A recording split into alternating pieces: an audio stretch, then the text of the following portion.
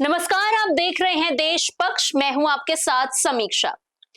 दिल्ली में हुए कांग्रेस के नेशनल कन्वेंशन के मंच से एक ऐसी वीडियो आई है जिसने कांग्रेस और राहुल गांधी को दोनों को एक कटघरे में खड़ा कर दिया है। मंच पर संदीप दीक्षित के साथ जो गले लगे हैं राहुल गांधी, उसके बाद संदीप दीक्षित के मुंह से ऐसी टिप्पणियां निकली हैं जिसके बाद से यह हंसी मजाक वाला माहौल विवाद में बदल गया। और खास बात तो ये रही कि वहीं बैठी पार्टी की महिला प्रवक्ता भी इस अभद्र टिप्पणी पर, एक इंटरनेशनल प्राइम मिनिस्टर जो मेलोनी जी है उनके लिए अभद्र टिप्पणी जो की गई मंच से, उस पर पार्टी की महिला प्रवक्ताएं भी ठहाके मार के हंस रही हैं। तो ऐसे में इसी विषय पर चर्चा करने के लिए हमारे साथ मौजूद है संजय राणा जी। सर, बहुत बहुत स्वागत है आपका। धन्यवाद। सर, सबसे पहले तो मैं आपसे यही सवाल लेना चाहूंगी कि क्या लगता है कि इस मजाक को सर सिर्फ एक मजाक की तरह ही टाल देना चाहिए, या यही दिखाता है कि ये कांग्रेस की असली तस्वीर यही है, यही मानसिकता ही है उन लोगों की? देखिए, देश की सबसे पुरानी राजनीतिक पार्टी है कांग्रेस, और उससे हम लोग को बहुत उम्मीदें भी हैं, उम्मीद थी और अभी भी है। लेकिन उसका जो नेता कॉमेडियन बनते चला जा रहा है, हमें तो लगता है कभी कभी जो फिल्म इंडस्ट्री में आपने देखा होगा, राखी सावंत हैं और बहुत सारी जो एक्ट्रेस हैं आकर के हंसी मजाक करती रहती, उसमें ही मुझे वो राहुल गांधी की छवि नजर आने लगी जी। कि राहुल गांधी क्या क्या बनना चाह रहे हैं। मतलब नेता तो बन नहीं पा रहे हैं, 22 साल से सांसद है, लेकिन वो संसदीय काम तो कर नहीं पा रहे हैं, लेकिन मजाक बहुत कर रहे हैं। मुझे बहुत बुरा लगा। देखिए, आप मजाक उड़ाइए प्रधानमंत्री का, ठीक है, कोई बात नहीं, मौसी का नहीं उड़ाना चाहिए था। मौसी का मजाक उड़ा लिया, बताओ भाई, गलत है नहीं? तो भाई, इटली की प्रधानमंत्री है वो, हमारी सम्माननीय है किसी देश की, लेकिन आपकी तो मौसी लग रही है। बताओ, मौसी का मजाक उड़ा रहे हो, तुम गजब हो तुम भाई। मतलब तुम्हें कौन स्क्रिप्ट लिख के देता है, हमें तो समझ नहीं आता है कि इनको स्क्रिप्ट कौन लिखता है। सर, लेकिन जिस तरीके से मंच पे ये अभद्र टिप्पणी की गई, उसके बाद हमने देखा कि राहुल गांधी ने संदीप दीक्षित को टोका नहीं, मना नहीं किया या माफी भी नहीं मांगी कि अरे इन्होंने बोल दिया, चलिए इसको नजरअंदाज कीजिए, माफी मांगता हूँ, या कुछ भी ऐसा कुछ किया नहीं, ऊपर से हंसते हुए दिखाई दिए। तो ये मान लिया जाए कि कांग्रेस का जो नेतृत्व है, जो सबसे बड़े नेता है, एलओपी है, वही उनको ये गलत नहीं लग रहा है, उनको ये स्टेटमेंट ही गलत नहीं लग रहा है, इसमें उनको कोई दिक्कत परेशानी नहीं नजर आ रही है, उनको फर्क ही नहीं पड़ रहा है। समीक्षा, ये बताओ, जो स्टैंड अप कॉमेडियन जब चलता है शो, तो उसमें कोई मना करता है क्या? ये कांग्रेस का स्टैंड अप कॉमेडियन शो के जो हेड है वो है राहुल गांधी। अब उसमें मजे लिए जा रहे थे, तो सब लोग दर्शक में, जो उनकी पार्टी के वर्कर थे वो दर्शक थे, और बाकी कॉमेडियन थे, सीनियर और जूनियर। तो दो मजे ले रहे थे। अब बताइए, अपने मौसी का मजा ले रहे थे, हमें तो हंसी आ रही कि ऐसा नहीं करना चाहिए। देखिए, राजनीति में ना आदमी जब हो, और 22 साल हो गया आप सांसद हो, आपको गंभीरता चाहिए। देखिए, आप मुद्दों की राजनीति कीजिए, आप जनता की राजनीति कीजिए, आप छात्रों की बात कर रहे थे, अच्छा लग रहा था। बिल्कुल। लेकिन इस तरह की अभद्र हरकतें, एक तरह से निष्कृष्ट हरकतें, जब मतलब एकदम स्तर छोटा कर देना, हंसी मजाक ठिठोले वाले, तो मुझे लगता नहीं कि एलओपी बनने लायक हैं। तो उनको स्टैंड अप कॉमेडियन का अगर शौक है, माइक लेके इधर उधर टहलते रहते हैं, तो थमा देना चाहिए भाई। कांग्रेस पार्टी काहे को ढो रही है भाई? देखा, ऐसा है, मैं बार बार बोलता हूँ कि इंजन जब तक नहीं चलेगा ना, तो पहिया बदलने से काम नहीं चलेगा। तो इंजन है, ये इंजन खराब है, इसमें कुछ नहीं हो सकता, जंग लग चुका है जी। अब बार बार पहिया बदल दे रहे हैं भाई लोग, मतलब कांग्रेस वाले पहिया बदलना, लेकिन इनको नहीं बदलना। सर, लेकिन वही मंच के सामने कुछ पार्टी की महिला प्रवक्ताएं भी बैठी थी, जैसे कि सुप्रिया श्रीनेत बैठी हुई थी, ठहाके मार मार के हंस रही थी। जब ये अभद्र टिप्पणी की गई, ऐसे कमेंट पास किए गए, उस समय वो ठहाके मार के हंस रही थी। सर, समीक्षा, खुद महिला होकर सर आप इस तरीके से किसी महिला पे टिप्पणी की गई और आप हंस रही हैं? देखिए, इस पार्टी में एक शालीनता, एक गंभीरता जो थी वो खत्म हो चुकी है। तो मैं बार बोलता, कॉमेडियन शो हो चुका है। दूसरी बात, जहां ठहाके मार के हंसने की बात आई, तो शायद आप छोटी होंगी, एक नेत्री हुआ करती थी, अभी भी है, जिंदा है, रेणुका सहाणे, जो हंसती थी ना, लगता तो सपने का हंस रही। मतलब बोलना नहीं चाहिए, उसकी याद दिलाई थी कि एक बार जो हम बचपन में छोटे में रामायण सीरियल देखे, तभी लॉकडाउन में भी आया था, तो सपने का बहुत हंसते थे, लोग डर जाते थे।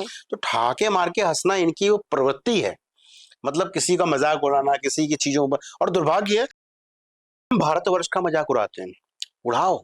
मौसी का मजाक उड़ा रही, तुम बताओ, रिश्तेदार हुई ना, मतलब राहुल गांधी की मौसी आपके रिश्तेदार हुई, तो कितनी बुरी बात है। मुझे बहुत बुरा लगा, मैं इतना दुखी था कि रात भर मैं अपने आप से बात नहीं कर पा रहा था। और बात करते करते सुबह उठा तो आपने बोला कि इस पर चर्चा की जाए, तो हमने कहा चर्चा तो करते हैं समीक्षा, लेकिन मौसी हमारी मौसी है वो, मतलब राहुल गांधी की मौसी हमारी मौसी, अपमान बर्दाश्त नहीं हो रहा था मुझे।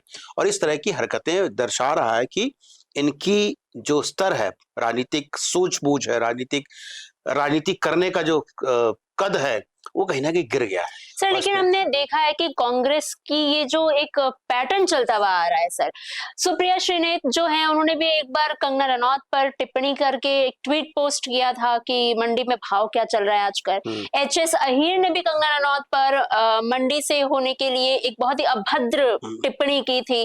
फिर हमने वो दौर भी देखा है जब 2018 में प्रियंका चतुर्वेदी के साथ मथुरा में ही कांग्रेस के कार्यकर्ताओं ने बदसलूकी की थी। दिखाने के लिए उन कार्यकर्ताओं को तो निकाल दिया गया था पार्टी से, लेकिन फिर अगले ही साल उन्हें चुपचाप वापस भी ले आया गया। इसी कारण प्रियंका चतुर्वेदी ने कांग्रेस से इस्तीफा भी दे दिया था। तो क्या ये एक पैटर्न चलता आ रहा है कि कांग्रेस में नारे तो देते हैं कि लड़की हूं, लड़ सकती हूं, नारी सम्मान, ये वो, लेकिन नारियों का सम्मान आखिर कहां है कांग्रेस में? देखिए, कांग्रेस में सिर्फ 2 नारी हैं, प्रियंका गांधी, सोनिया गांधी, और बाकी सब अनारी हैं, कोई नारी नहीं है। तो उन दोनों को सम्मान होता है, बाकी किसी का सम्मान है तो बाकी सबका अपमान होता है। एक युवराज, 2 महिला और उनके जीजा जी, भतीजा जी, चाचा जी, जो भी फैमिली है, उनको छोड़ के बाकी कोई भी नहीं, बाकी किसी का मजाक उड़ा सकता है। मतलब देखिए, हमेशा जो होता संस्कार आप माता पिता से लेके आते हो। बिल्कुल। नेहरू जी संस्कारी थे, तो इंदिरा जी देखिए कितनी संस्कारी महिला थी।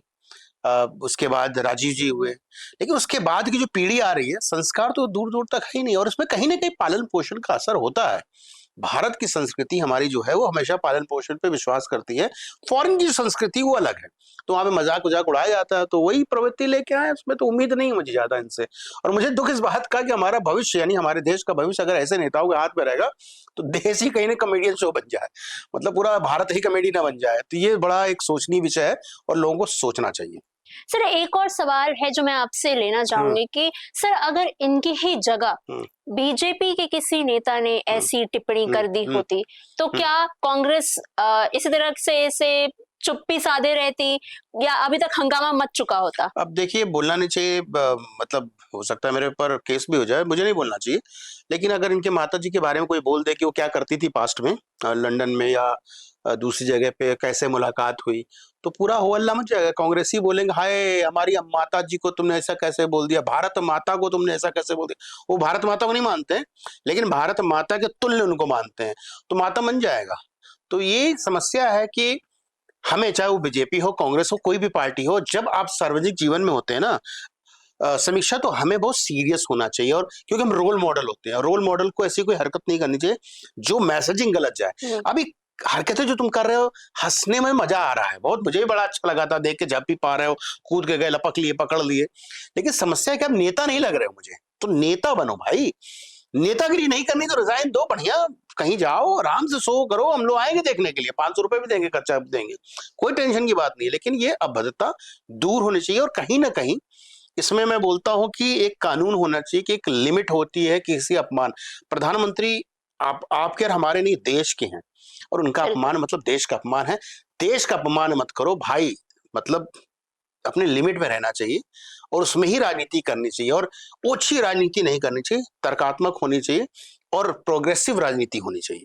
सर राहुल गांधी तंज कसते हुए ये गले मिलना ये सब कर रहे थे, और ऐसी टिप्पणी जब की गई तो उसके बाद बीजेपी भी अब एक नया वीडियो लेकर आ गई है इंदिरा गांधी का, कैस्ट्रो से गले मिलते हुए उनका एक वीडियो सोशल मीडिया पर खूब वायरल चल रहा है। तो उसके बारे में आपका क्या ख्याल है? वही मैं बोल रहा था ना कि अब चक्कर क्या है ना कि पढ़े लिखे लोग होते हैं तो उनको हिस्ट्री का भी ज्ञान होता है। अब अपनी दादी के बारे में क्या बोलेंगे, तो कौन से फॉरेन पॉलिसी चल रही थी, झप्पी पा रही थी, मतलब 7 फीट आदमी के ऊपर से झप्पी पा रही थी, फिर यासिर अराफात से भी झप्पी पा रही थी। देखिए ऐसा है, अपनी अपनी एक स्टाइल होती है, रिलेशनशिप होते हैं, दो नेताओं के बीच इक्वेशंस होते हैं। अगर वो इक्वेशन अच्छे हैं तो आदमी सम्मान एक दूसरे से गले लग जाता है, उसको मैं बुरा नहीं मानता, लेकिन मजाक उड़ाना ये गलत है। इंदिरा गांधी जी भी गले लगी थी, नेहरू जी भी गले लगे थे, राजीव जी भी गले लगे थे, लाल बहादुर शास्त्री जी भी गले लगे थे। गले लगना एक आत्मीयता का परिचय होता है। यानी अगर गले लगने को आप बुरा मानते तो मुसलमानों में तो ईद मुबारक को गले ऐसे ऐसे करके गले लगते हैं, तो उसको भी आप मतलब बुरा मान रहे हो, वो कौन से पॉलिसी में आता है?